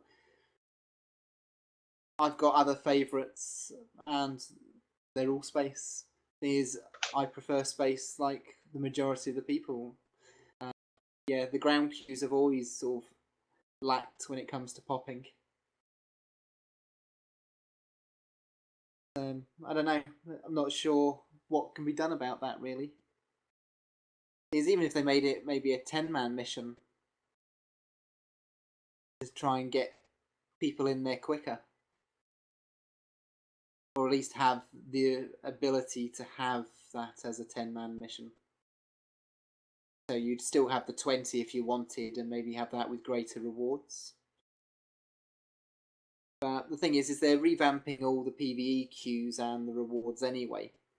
So yeah, maybe with the changes they're going to be bringing in, that might change. Maybe. But then again, there's no advanced queue for Mindtrap. It's just the one. Yeah, well, there's been a few things in the forum saying we hope to get all 3 levels for all the queues, so it's not some have got all 3, some have got 2, some have got 1. So fingers crossed when they do the revamps they'll actually create the 3 difficulty levels for each one of the PvE queues at the same time. So here's hoping. Now the next blog that we've got is a super duper long one. It's Heralds of the Iconians. Now, this blog is basically all about the bad guys, really, isn't it? Or the soon-to-be bad guys that we're going to be meeting. Now, it sort of gives us an introduction to all the different races and servitor races that we're going to be meeting. Okay, here's the thing. Reading this, like just starting to read this, it seems like it's a lore blog. It is. Well, I mean, like it should be coming from somebody in Starfleet, but then it says, like a couple of paragraphs down, it says in Delta Rising. And it's like, you mean the return to the Delta Quadrant? No, this isn't a lore blog. Oh, okay. Yeah, it does sort of mix it up, doesn't it? And yeah, you're right. It doesn't sort of sign it off from somebody in Starfleet or one of the intelligence services from the other factions or something. But it does have lots of lore in it. But yeah, it's not one of the roleplay lore blogs, is it? Not really, no. But it almost felt like it till we got right there. Yeah. But yeah, it's Captain Gecko, you ruined my immersion. But yeah, we find out more about the 4 different types of Iconian races that we sort of deal with. Although they're not Iconians, they're sort of, most of them are sort of servitor races, aren't they? Okay, so I assume most of the people who've created their Delta character, their Delta Toon, the Delta recruit. Yeah, the recruit have gotten past the Cardassian one, where you have to where you ask the prophets about Iconians. Oh, I haven't got past level 10 yet. That's my highest one. Although I've rolled now 6 Delta recruits. See, that's your problem. See, that's your problem, not other people's problem. See, you keep rolling tunes. So, when you talk to the prophets in the FE of Bajor, the Delta Rising actually gets to ask about the Iconians. Is that understood? The prophets will tell you about the Iconians, and I actually had to write it down because I went, ooh, I wonder what that means. Excellent. But would you like me to share? Well, maybe next week, because there are still people who haven't actually been able to play through to level 50 or 60 to get all their sort of Delta rewards. I don't think we want to spoil it too much, so unless you can tell us without giving too much away. They're the prophets. When did they ever exactly tell you anything? Very true, very true. But yeah, I just think if we leave a lot of the main details for at least another week to give people more of a chance. I've noticed one thing though. I saw it a couple of times and then I've not seen it anymore. When I was starting off, and this was like last week sometime, as my Delta recruit, playing the Romulan, I noticed that when the enemy or you were using beams, when they hit your shields, there was like this ring, kind of like of the energy type being deflected off of the ship's shields, instead of just hitting that effects of it just impacting on the shield. And I saw that a couple of times, and I went, "Ooh, that seems new," and then I haven't seen it since. And I don't know what happened there, but it's like, why isn't that everywhere? Because that would be really nice to see, like that the color of phaser just plinking in this circle as it deflects off the shield.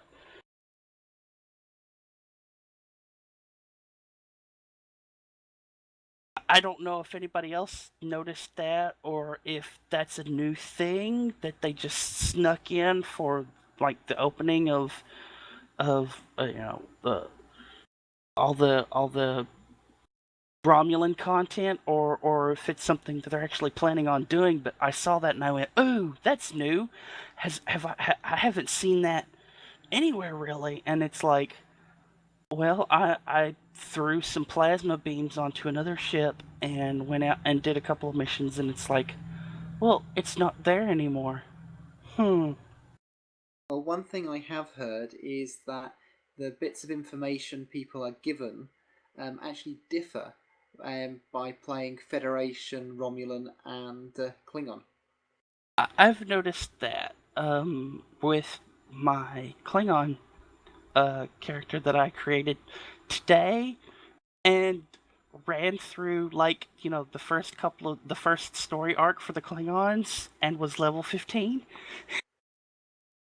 Because as we mentioned last week, the introduction is basically exactly the same for all three factions, but yeah, I've heard that the bits in between are actually different, or at least some of them will be. So but no, I've concentrated when I've been in game on actually getting all my low characters deleted and back in, and I've created a couple of new ones because even once this event finishes, they will still be able to get the rewards. So I just want to make sure that I've actually got all my Delta recruits added before I forget later on.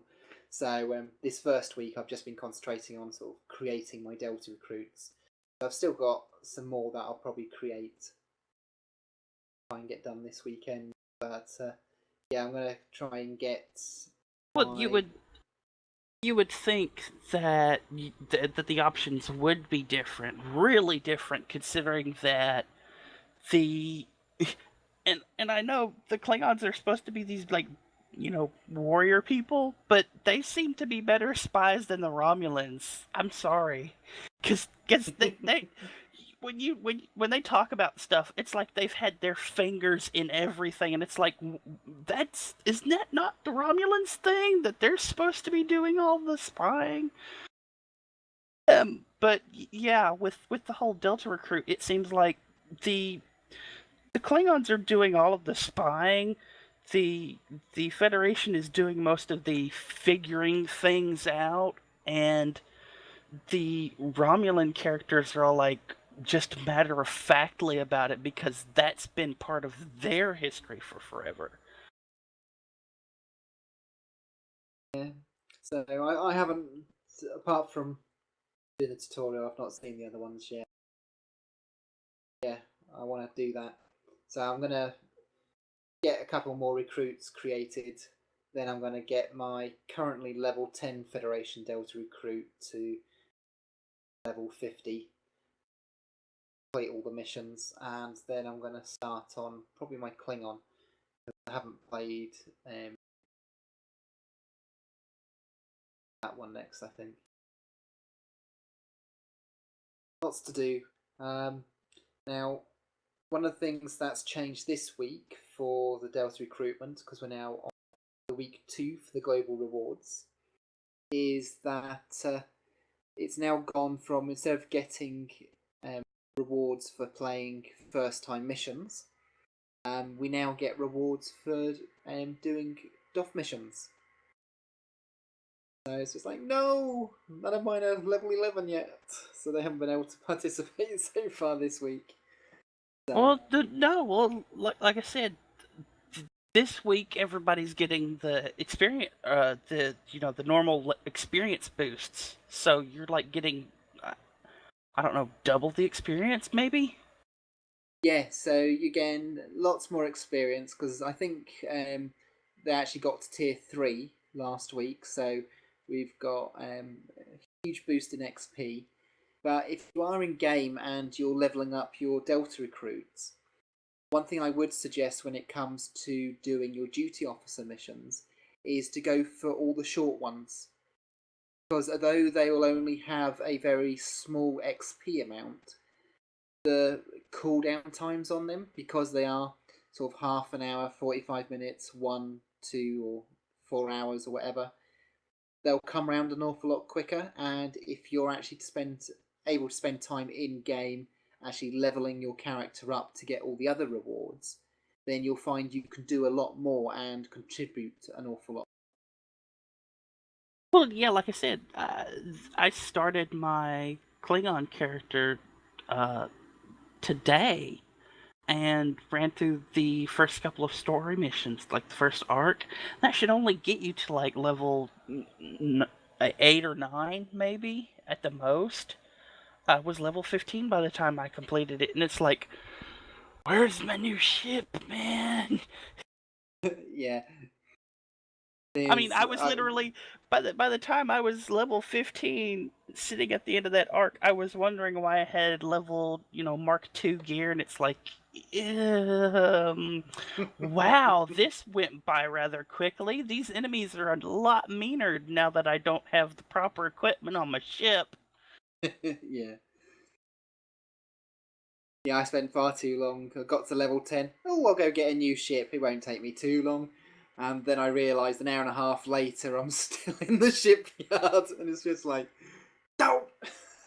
Yeah, see, that's the thing. Those missions, the no matter how fast you're leveling up, those missions follow a progression until you're able to get a new ship, and then like every couple of levels you're able to acquire a new ship. So, but yeah, I think I'm just gonna have to hurry up and get my ship sorted and get back out there to level up. Now, to hopefully help people level up, the release notes for this week included fixes for the bridge officer powers, because once again they were being lost when transferring to maps, and also the stations in the tray noticed every now and then they disappeared as well. Had to use my loadouts to bring them back.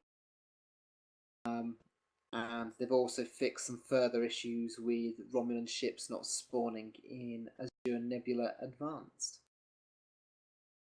as well as the bugs from the Delta recruitment stuff. Treasure Trading Station was one issue where people couldn't complete inspecting the bar, and well, which fixed. It's not been mentioned in any of the dev blogs, I don't think, but next week reward is now available for Uneasy Allies. The kit. At least it should be. So yeah, and we've had intelligence reports as well this week for about the Iconians, which is again a lot like a lot of the couple of the blogs we've done, just another way of putting the information, and it's sort of that they've led up to the big blog from Captain Gecko that we talked about. So yeah, if you like to read some of the lore behind what's coming in season 10, then head over to StarTrekOnline.com, direct you to the Art Games area. Blogs there for you to look at. Also, you can check out post where we will have all the links in our show note. Star Trek news. We've actually had out the official Renegades trailer. Have you guys seen that? I saw it, but it's like this was basically everything that was in the teaser, so it was nothing new to me. Oh, there's been some new bits in there. What new bits are there? Well, no, they're just new clips. Actually, I should be able to put it on the live stream if you'd like. It's like there's a conversation that goes on between Chekhov and like his daughter, I think.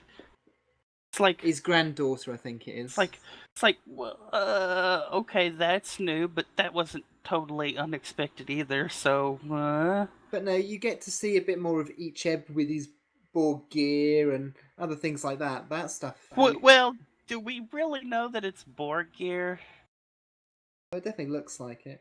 It looks like it, but do we know that it's Borg gear? Because he could just be a cyborg. Well, no, because you actually see, because there are clips where he hasn't got the attachment on. It's something that he's got hooked in by the looks of things. Let's just play it. Let's have a look. Get this to work.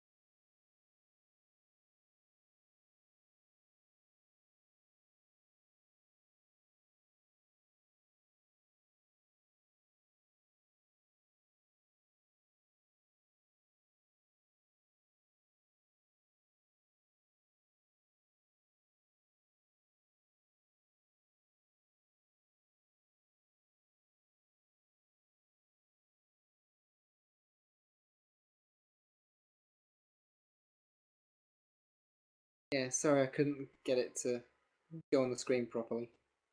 The broadcasting software's built-in browser didn't quite work with that. But I think There was no audio either. Yeah, that's what he meant. I could see it though. It looks good. I'm always amazed these fan films, and just because of time, right? Because we haven't seen new Star Trek on TV for years now. They all look better than anything we've ever seen in terms of CGI.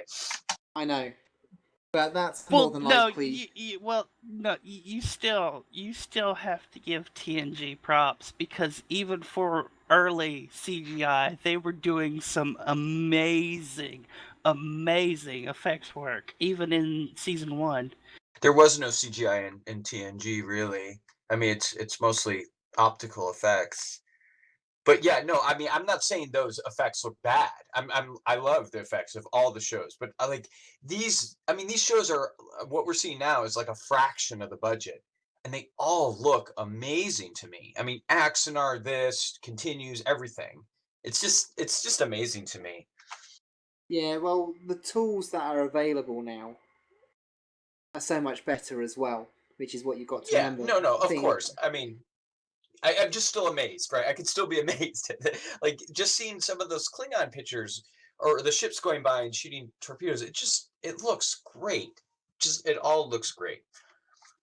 And I could, like I said, I understand why people think it's Borg tech that Icheb is wearing, but it almost looks like a power glove, or reminiscent of Samus Aran's arm cannon from Metroid. That's the way that it's all coloured, and it's almost like he's taken one of the Borg arms and adapted it into, as you said, a glove, where he's using sort of Borg tech. No. But no. Yeah, but see, that's the thing. If this is Icheb, like Icheb, this means he's had to go back in time, doesn't it? Why would he have gone back in time? Because Icheb was genetically engineered in the Delta Quadrant, and then captured by the Borg, and then made a Borg. Yeah, but he still had Borg implants. But he wasn't even born yet at this time. No, this is 10 years after Voyager gets back. Is it? Yeah. Uh-oh. You better watch everything now. Over. Yeah, no, Renegades is based, I think it's at least 10 years after Voyager gets back. Tuvok is working for Section 31.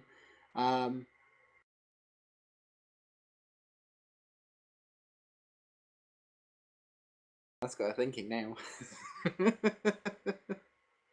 What? I know, it's hard to keep track with so many of these shows. I just the fact that they still have Chekhov around is what made me go, oh, this has got to be somewhere in between all the stuff going on, not after Voyager. No, this is all after. Okay. Well, I don't know what to think anymore.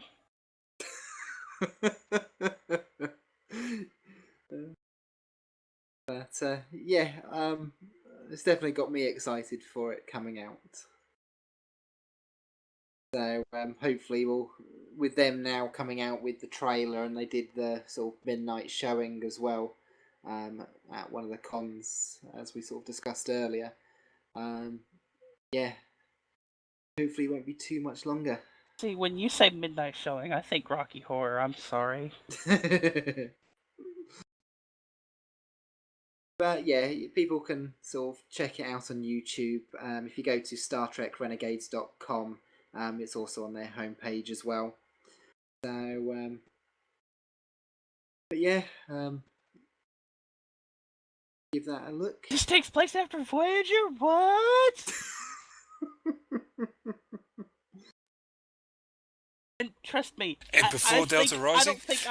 I don't think I am the only one that thought that this took place before that, okay? So people's minds might be blown on this show. Just saying. But yeah, there is also a blog that came out from geek.com, which sort of reported about them trying to bring Star Trek back to TV. Although reading through it, it doesn't look like they did too much in the way of sort of investigation or about what it is and who the cast are, because it doesn't mention much in the way of the cast at all.